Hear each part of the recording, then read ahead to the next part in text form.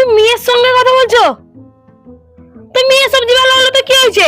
যে দোকানে ছেলে সবজি বিক্রি করে তুমি তো সেখান থেকে সবজি নিতে পারতে।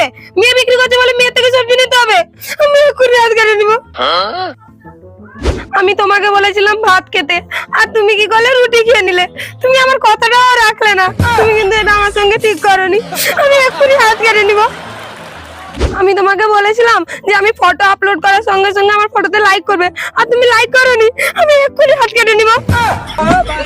আমি তোমাকে বলেছিলাম আমি অনলাইনে না আসার আগে তুমি অনলাইনে আসবে না, আর তুমি কি করলে? আমি অনলাইনে আসার আগে তুমি অনলাইনে চলে এসছো। আমি এক্ষুনি হাত কেটে নিব। আমি তোমাকে বললাম আমাকে জিজ্ঞেস না করে কোথাও যেতে না, আর তুমি কি করলে? আমাকে জিজ্ঞেস না করে বাথরুমে চলে গেলে। আমি এক্ষুনি হাত কেটে নিব। দেখেছো তো আমি কি করেছি? এই জন্য তোমাকে বলেছিলাম আমার সব কথা শুনতে। আরে দিদি তুই কাঁদছিস কেন? হ্যাঁ তোর হাতে কি হয়েছে? হাই ভগবান, এখন আমি কোথায় যাবো? এত রক্ত বেরিয়েছে।